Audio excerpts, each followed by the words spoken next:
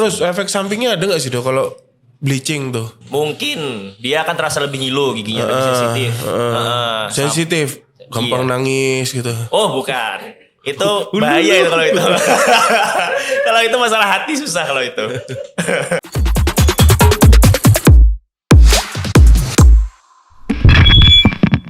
Hai Sobat Arza, ketemu lagi di podcast Arza FM. Jadi kalau kemarin kita sudah hampir vakum 1 bulan ya. Jadi kita mulai lagi untuk di bulan ini. Buat kalian yang belum pernah nonton channel ini, jangan di skip dulu, lihat dulu. 2 menit lagi baru skip. Jadi coba cek dulu, lihat dulu, dengarkan sedikit, siapa tahu enak, teruskan, lalu jangan lupa subscribe ya. Jadi kali ini kita kedatangan orang baru di Arza.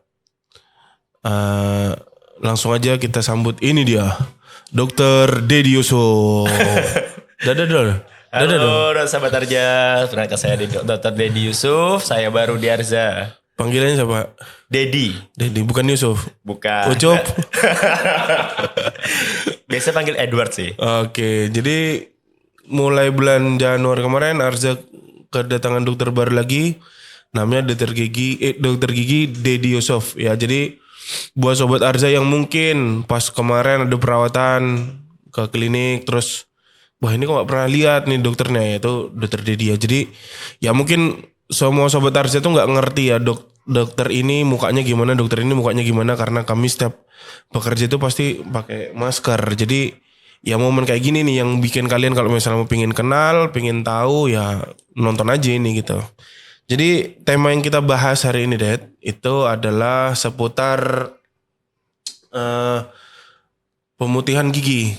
Oke. Jadi kan ada orang tuh nanyain gitu ya, misalnya entah dia lewat DM Instagram, entah dia lewat WA admin, atau bertanya langsung kepada dokternya, misalnya, "Dok, terapi perawatan untuk memutihkan gigi itu bisa nggak?" Biasanya tuh kayak gitu. Nah, sebelum kita jauh ke sana gitu ya. Jadi kalau menurut, kan maksudnya tuh jauh itu nanti akan menjelaskan apa ya macam-macamnya tekniknya gitu. Oke. Tapi sebenarnya pemutihan gigi tuh kenapa sih kira-kira kok orang itu, kalau menurut analisa dokter Dedi itu orang tuh kenapa banyak meminta bahwa, "Dok, memutihkan gigi gimana?" gitu. Kenapa menurut dokter Dedi?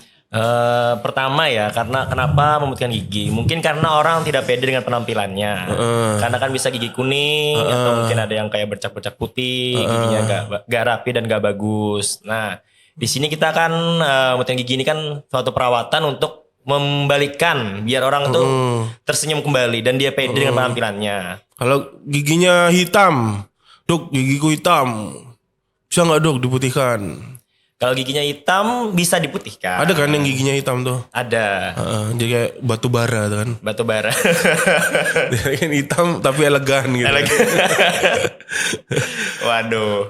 Jadi tak bisa ya? Bisa. Nah oke. Jadi kalau Sobat Arza tadi misalnya ada yang nanya, biasanya pertanyaannya tuh kayak tadi tuh. Kenapa akhirnya muncul pertanyaan bahwa bisa nggak Dok diputihkan gitu? Karena ya alasannya kemungkinan dia tuh nggak pede. Iya. Karena secara senyum atau secara yang terlihat giginya tuh warnanya nggak cerah, ya kan? Iya benar. Kan nggak mesti putih, tapi Benar, kan cerah itu kan juga udah cukup baik ya kan? Udah cukup. Putih kalau terlalu putih kan Juga nggak bagus. aneh juga kan, alay kan. Nah jadi kita lanjutkan lagi untuk kira-kira untuk treatmentnya rata-rata itu pemilihannya apa? Kalau di sini kita bisa menggunakan ada 2 pilihan. Itu ada bleaching dan juga veneer. Nah, untuk veneer ini dia ada 2. Dia ada veneer direct, itu secara langsung kita menggunakan bahan komposit. Sedangkan yang kedua itu ada direct veneer. Itu mungkin prosesnya juga memakan waktu, tapi indirect. Itu tidak terlalu lama. Karena itu kan perlu dikirim ke lab terlebih dahulu. Jadi perawatan untuk memutihkan gigi itu ada 2 pilihannya. Ada 2. Mau veneer atau bleaching. mau di bleaching. Nah kita bicara ke bleaching dulu Dok. Oke, boleh. Nah kira-kira kalau bleaching itu perawatannya itu gimana? Sama indikasinya.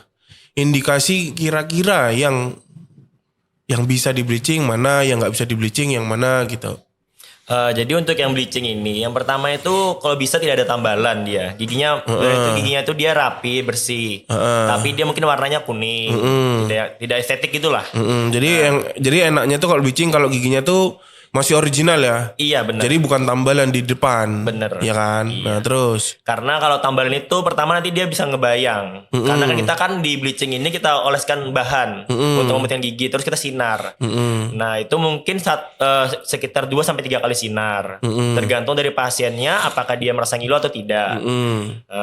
nanti berubah warnanya. Nanti berubah, Berubahnya jadi lebih putih. kalau misalnya dibalik nih.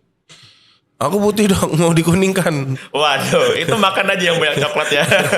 Makan yang mengandung kunyit ya. Kunyit, tapi nanti kuning sendiri dia. Itu murah biayanya. Jadi tadi itu bleaching itu berarti diberikan alat, Iya, diberikan bahan di giginya, habis itu disinar. disinar. 2 sampai 3 kali Iya, benar. treatment perawatan, baru akhirnya dia ada perubahan. Ada perubahan. Nah, terus efek sampingnya ada nggak sih Dok kalau bleaching tuh? Mungkin dia akan terasa lebih ngilu, giginya lebih sensitif. Sensitif, gampang nangis gitu. Oh, bukan. Itu bahaya itu kalau itu. Kalau itu masalah hati susah kalau itu. Dia sama mungkin setelah bleaching itu beberapa hari harus dijaga makan dan minumnya. Karena tidak boleh langsung kontak dengan gigi. Nanti takutnya mempengaruhi warna giginya. Tapi tadi kategori sensitifnya itu masih bisa diterima kan? Masih bisa diterima. Jadi artinya perawatan ini tuh juga tetap aman kan? Aman banget. Nah, kalau misalnya akhirnya jadi sensitif ya ngapain di bleaching dong? Iya. Nggak enak dong nanti jadi sensitif ya kan? Iya benar. Masih aman. Masih aman ya. Terus kalau grade perubahan warnanya kira-kira gimana dong kalau itu? Kalau untuk perubahan warnanya itu tidak terlalu signifikan banget lah. Tapi pasti langsung terlihat warna perubahannya. Ya. Jadi ada perubahan tapi nggak signifikan. Iya benar. Gak signifikan tuh karena intinya si bleaching tadi tuh hanya mengembalikan warna natural giginya ya kan. Iya benar. Jadi kayak misalnya kita kayak di kulit emang pigmen kita tuh segini kan kita nggak mungkin dong dirubah kulitku jadi kulitmu gitu. Iya. Meskipun aku pakai skincare ya kan. Agak sulit kan itu. Agak sulit kalau itu. Nah. Terus kalau kita bicara lagi pilihannya Dok. Kalau saya nggak mau bleaching pilihannya apa lagi? Bisa veneer. Bisa veneer. Iya. Veneer tuh gimana maksudnya? Kalau veneer itu dia dengan sedikit pengurangan gigi mungkin ya. Karena mungkin dia tidak ya itu tadi tidak pede dengan warna giginya. Kita akan kurangin gigi sedikit untuk nanti kita masukkan bahan untuk memutihkan giginya. Oh jadi dilapisin. Dilapisin benar. Jadi giginya tuh dilapisin. Iya. Jadi kalau si bleaching itu mengeluarkan warna natural di dalam giginya. Iya. Si veneer ngelapisin giginya supaya ada warna baru lagi di luarnya. Iya. Nah terus tadi veneernya ada direct, ada indirect. Direct itu langsung, indirect itu nggak langsung, nanti-nanti gitu. Nah yang direct itu gimana? Yang langsung tuh gimana? Itu yang langsung itu dia itu tadi dengan pengurangan sedikit gigi. Itu Jadi bisa langsung maksudnya itu langsung dikerjakan. langsung iya dikerjakan kan? hari itu juga dan langsung selesai hari itu juga. Hari itu juga selesai. Hari Nah itu itu juga selesai. biasanya pakai bahannya apa? Komposit dia. Komposit. Jadi dipilihkan komposit dengan warna Yang bahan dari yang pasiennya. kemauan. Jadi berarti artinya kita bicaranya ke direct dulu ya. Direct dulu. Direct veneer. Direct veneer kan tadi menggunakan bahan komposit Iya, ya kan. Nah, kalau misalnya permintaan pasien ini hanya 2 gigi misalnya. Gigi yang seri di depan ini 2. Nah, itu biasanya veneer yang dilakukan itu adalah merubah warnanya kah atau hanya merubah bentuknya? Kalau itu bisa merubah warna. Kalau yang bisa merubah bentuk juga sebenarnya. Jadi bentuknya bisa dirubah. Bisa dirubah. Yang awalnya melengkung mau dibikin jadi kotak, jadi segitiga bisa. Iya. Semuanya bisa. Mau gimana pun bisa. Nah, tetap bisa. Cuman kalau pemilihan warnanya tetap semua dikembalikan ke pasiennya. Pasiennya. Jadi dia pilihannya tuh mau natural ngikutin warna gigi yang ada sebelahnya. Bisa. Atau mau dibikin ekstrim yang lainnya kuning, yang 2 ini warnanya putih. Itu juga bisa. Nah, tapi kalau misalnya pertanyaannya idealnya kalau kita mainnya itu direct, veneer direct, itu idealnya biasanya berapa gigi sih? Itu sebenarnya idealnya itu bisa 4 gigi depan. 4 gigi depan. Kalau 10, 12 gitu? Gak usah. Gak usah. Gak usah. Karena Mendingan- gigi belakang kan tidak terlihat. Kalau 8 gitu, 8, 6, 8 6 boleh. masih direct, masih bisa. Bisa. Masih bisa. Kalau misalnya tadi kan itu lebih banyak akhirnya ke permintaan pasien ya, Iya. dari bentuk maupun warna. Warna. Nah cuman secara garis besarnya itu maksudnya perawatan veneer itu apakah full untuk hanya sekedar estetik? Maksudnya gimana ya? Maksudnya ada orang datang dengan kondisi giginya tuh masih bagus terus minta veneer, apalagi ada pengikisan gigi gitu, kira-kira tuh ideal atau enggak sih? Sebenarnya Misalnya ini kan contoh ya, misalnya aku kan gigiku bagus gitu. Terus aku datang, terus dokter Didi sebagai dokter tuh apakah tuh menyarankan banget mendingan kalau memutihkan ya pilihannya ke veneer aja, padahal ini giginya tuh masih bagus gitu.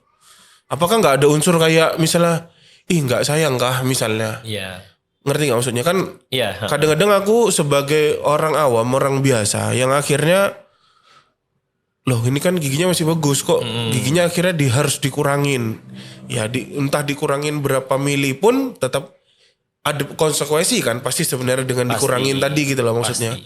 Nah kira-kira tuh kayak lebih ini mendingan di bleaching aja deh atau ini mendingan di veneer aja deh. Itu kira-kira ada spesifikasi indikasinya nggak sih yang ini kayaknya mendingan ke bleaching aja, kalau yang kayak gini mendingan ke veneer aja. Kira-kira tuh gimana? Sebenarnya ya kalau misalkan giginya ini benar masih normal dan bagus ya. Kalau untuk saran sih itu jangan di veneer karena itu kan pengurangan gigi, pengikisan gigi. Kan sayang gigi aslinya kita kurangin. Nah, mending kalau misalnya tidak ada bekas tambalan dan giginya masih bagus, cuma untuk merubah warna, tidak merubah bentuk, mending saran saya itu lebih baik bleaching. Di bleaching aja. Oke. Tapi kalau misalkan datang dengan kondisinya itu giginya mungkin renggang di depan, renggang atau mungkin bentuknya Kenapa itu renggang? Ada masalah? enggak, itu masalah rumah tangga kalau itu. Kalau itu bahaya kalau itu. Ini misalkan renggang ya, giginya renggang. Nah, mungkin dia mau biar kelihatan bagus dan lebih pede, giginya itu mau disatuin, Dirapatkan. benar. Itu mungkin bisa untuk di veneer. Karena kan memang Masih ada ruang. masih ada ruang. Jadi kalaupun misalnya dia nggak harus dikurangin ya ruang itu masih cukup Masih gitu. cukup. Ya karena ada beberapa kasus orang yang dengan gigi yang renggang-renggang gitu ya. Iya benar. Jadi kadang-kadang pilihan perawatan juga misalnya kalau harus dilarikan ke ortodonti atau dengan kawat gigi. Dok gigi saya renggang-renggang, dirapetin dengan kawat gigi mungkin bisa rapat, tapi setelah kawat giginya lepas ada kondisi beberapa kasus relapse dia. Iya benar. Jadi renggang-renggang lagi ya mungkin veneer pilihan terbaiknya. Dan Jadi itu cepat. disarungin ya. Kalau harga ya kalau ortonya juga 2 tahun 3 tahun ya sebenarnya sama aja kan ketemunya. Terus tadi dok lanjut lagi kalau yang indirect veneer. Indirect. Iya. Oke. Indirect veneer itu gimana? Bedanya sama yang direct tadi gimana? Kalau indirect mungkin pengurangan juga lebih banyak. Karena kan dia jadi sebenarnya untuk yang indirect itu dia sebenarnya mirip sama yang direct. Cuma kalau untuk yang indirect itu dia beda di bahan. Beda di bahan. Bahannya Sama- apa tuh dok? Tergantung dari pasien yang kita minta apa. Biasanya. Biasanya itu orang milihnya IMAX. IMAX apa? IMAX itu bahan porselen. Oh bahannya porselen ya? Porselen. Karena kan kita kan biasanya kenapa pakai IMAX kan untuk gigi depan juga Iya. biasanya orang kan tidak perlu pengunyahan yang kuat. Iya. Jadi masih aman lah untuk digunakan. Cukup lah ya. Cukup. Kalau hasilnya antara direct sama indirect tuh bagusan mana? Ya jelas bagusan indirect. Jelas sebenarnya. indirect ya. Jadi artinya si indirect tadi tuh bedanya gini. Kalau aku rangkum ya. Iya. Jadi kalau direct artinya tuh langsung dikerjakan. Jadi pasien itu datang langsung giginya dikurangin, dibikin dengan bahan tambalan. Iya benar. Kita tuh ngukir sendiri gitu kan. Ngukir sendiri dengan bahan tambalan, bentuknya sepermintaan pasien, warnanya sepermintaan pasien. Iya benar. Sama jumlah berapa giginya ya tergantung permintaan pasien tadi. Iya. Nah kalau indirect hari itu nggak bisa langsung jadi veneernya ya kan? Iya nggak bisa. Jadi bisanya tuh dikurangin dulu, habis itu dicetak, cetakannya dikirim ke laboratorium kan? Iya benar. Baru memilih bahan tadi antara IMAX atau zirconia atau atau mau ekstrim ya logam misalnya bahannya ya kan. Jangan kalau. Nah baru setelah dari proses laboratorium baru giginya jadi. Iya. Baru itu bisa dipasangin ya. Itu yang membuat bedanya veneer yang direct sama indirect itu karena ini bisa langsung hasil itu. Dia datang pulang sudah veneer. Iya. Atau yang indirect tadi itu enggak hari itu gitu. Ada waktu yang nunggu lagi gitu kan. Bedanya kan di situ. Iya. Yang Sobat Arza perlu tahu kenapa bahwa ada veneer direct dan indirect tadi itu karena semua kalau menurut saya itu sebenarnya semua tergantung dari kebutuhannya. Kalau hanya bikinnya satu itu kayaknya lebih enak direct nggak masalah. Iya. Karena biasanya dengan satu tuh biasanya warnanya tuh lebih ngejar ke natural, ngejar ke kanan dan kirinya. Tapi kalau dia bikinnya banyak itu sarannya lebih enak itu ke indirect. Karena indirect itu proses laboratorium yang dicetaknya itu bisa simetris gitu loh. Iya. Iya kan? Kamu pasti kondisi kayak kita nambal nggak usah 6 gigi deh misalnya. Ya tadi nambal tuh maksudnya bikin veneer ya. Iya. Nggak usah 6 gigi, bikin 4 aja. Bisa pastikan 4-4-nya simetris nggak? Enggak. Enggak kan? Enggak. Yang satu agak kotak, ya kan? Ya benar. Yang satu Satu lonjong agak gitu kan. panjang. Satu segitiga gitu kan. Nah jadi emang kesulitannya dari kondisi direct itu adalah kita tuh sulit untuk bisa konstan membikin antara satu dengan yang lain itu mirip semuanya gitu. Iya. Kalau menurutku pribadi. Jadi kayak kalau hanya satu ya oke lah. Tapi kalau sudah banyak kayaknya mendingan pilihannya ke Indirect. veneer indirect aja Iya. ya kan. Dan indirect pun si pasien ini bisa request ngerubah garis senyumnya kan. Bisa. Sangat Kayak bisa. misalnya awalnya batas gusinya di sini terus dia mau pindah agak tinggiin lagi sehingga yang awalnya giginya kayak pendek-pendek gendut bisa jadi Lebih panjang. panjang ramping-ramping itu kan bisa kan? Bisa. Iya kan? Itu adalah apa namanya smile makeover di dunia kedokteran gigi. Jadi kalau misalnya kalian ini nggak pede dengan gigi yang pada saat senyum itu terlihat, itu kalian tuh bisa konsulkan dengan dokter gigi terdekat. Dok, kira-kira kalau misalnya bentuk gigi saya itu dirubah dari bentuk dan warna, terus dianalisa dari batas senyumnya, itu kira-kira bisa berubah atau enggak? Dan kemungkinan besarnya ya bisa. Cuman perlu ada analisa tadi. Iya. Iya kan? Dengan mainnya tuh lebih banyak ke veneer atau ke crown. Iya benar. Iya kan? Dan smile makeover pun selain ngerubah bentuk, dia juga bisa memilih warna. Kan? Iya kan? Dia mau warna yang kayak Mentos bisa. Bisa. Bisa kan? Sangat bisa. Kan beberapa tahun yang lalu kan yang lagi tren yang warna-warna kayak Mentos gitu. Putih banget ya. Nah, betul. Nah cuman karena veneer ini di beberapa salon, iya kan? Tahu nggak? Ada kan salon-salon yang bisa mengerjakan veneer gitu. Ada. Nah itu kalau menurut pandangan Dr. Dedi gimana tuh? Waduh. Gimana ya itu ya? Veneer yang salon yang mengerjakan veneer. Sehingga pada saat veneernya bermasalah, pasiennya ke dokter gigi. Gimana tuh? Nah kalau itu kan mungkin ya juga bingung juga nanggapinnya ya. Karena mungkin mereka kan juga gak dapat dari segi pembelajaran dan ilmunya. Nah mungkin mereka cuma ngeliat dari YouTube atau dari mana. Mungkin mereka sudah Mungkin harganya ya? Mungkin harganya dan juga harganya Lebih miring, murah. ya kan? Jadi mungkin orang tertarik untuk ke sana. Tapi ujung-ujungnya nanti kemana? Dokter gigi juga akhirnya larinya. Pas ada apa tuh? Apa? Pas ada apa? Biasanya kan ada keluhan itu. Pas ada keluhan. Pas ada keluhan. Nah kalau analisa Dr. Dedi, keluhan yang paling sering dari pasien-pasien yang pasang di salon, veneer pasang di salon, apa tuh? Ini buat Sobat Arza dengerin ya. Siapa tahu kalian juga korban, jadi ya bisa belajar gitu. Nah, kira-kira biasanya kalau veneer yang dari salon itu gimana biasanya? Jadi yang sering ditemui ya kalau dari salon itu pasien ada keluhannya itu biasanya itu muncul kayak bercak-bercak dekatnya. Bercak apa itu? Bercak-bercak coklat gitu lah. Bercak coklat. Bercak coklat. Kalian ya. ngaca, kalian yang habis tadi malam ke salon pasang veneer coba ngaca. Oh belum sih. Biasanya itu setelah beberapa bulan dan setelah beberapa tahun tuh kalau bercak itu. Iya, baru Terus terlihat.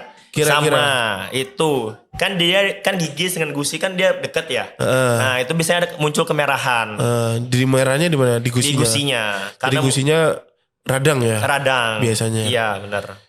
Karena mungkin itu dia tidak ngukur ya paling ya. Mungkin ketekan waktu ngunyah atau apa ya itu sakit sakit giginya. Nah, Jadi kalau gusinya. kalau misalnya itu tadi bercak coklatnya sudah muncul, terus gusinya kemerahan, gampang berdarah. Solusinya gimana? Datang ke dokter gigi. Oh kok dokter gigi? Datangi dulu yang masang. Apa? Datangi yang masang Iya, dulu. datang dong. yang kepasang. Datangi yang masang dulu, tanya ini kenapa gitu. Ya kan?